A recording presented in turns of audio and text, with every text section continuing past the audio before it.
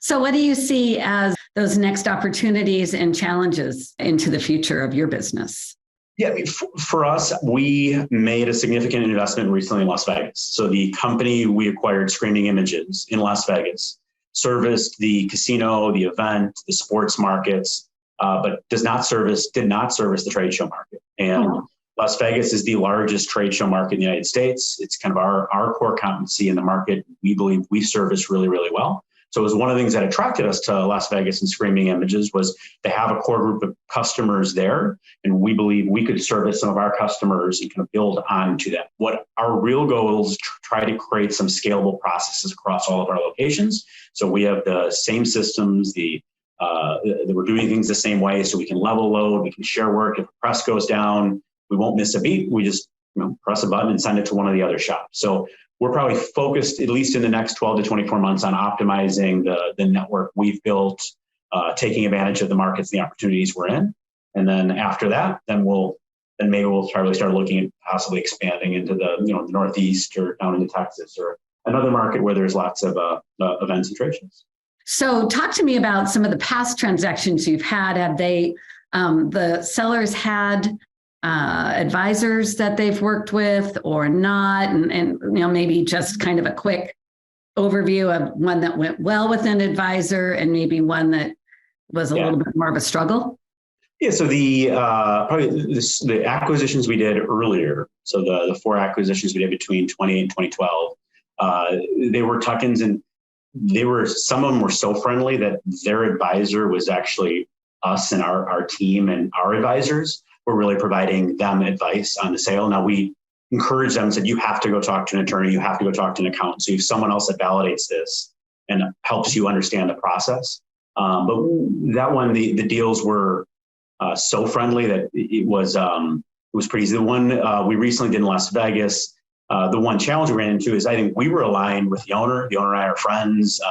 He had an advisor that was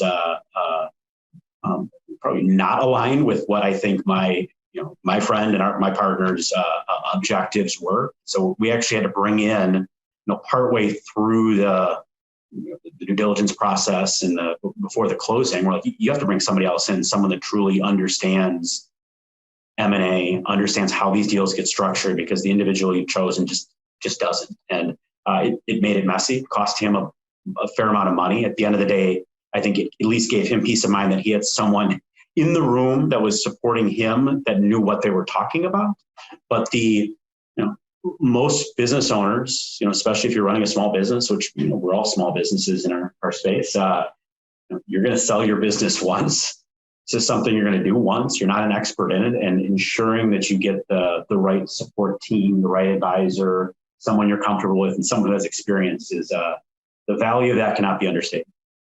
I haven't sold my business, but I've been through the process of acquiring other ones, and selling your business is a full-time job, not for a month or two. I mean, even in a friendly deal where you're agreeing on everything and everything's fairly clean, it's still going to take at least 6 months to get it done and get it closed. And it's a big ask, and it's a big lift. And making sure you have someone who is an expert in it, can help walk you through it is critical.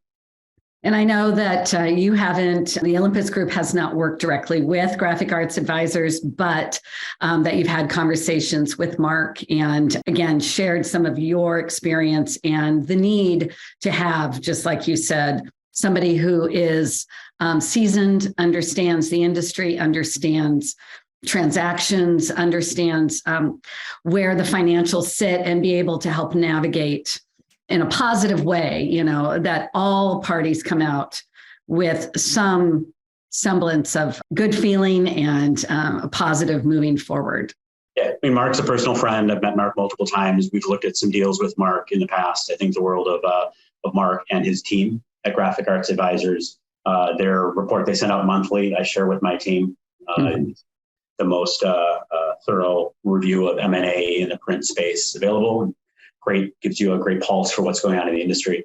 I'm assuming in your experience, you've had a variety of people that have thought about selling, but then there's people that have been in challenging circumstances that maybe it's not been a long planning period.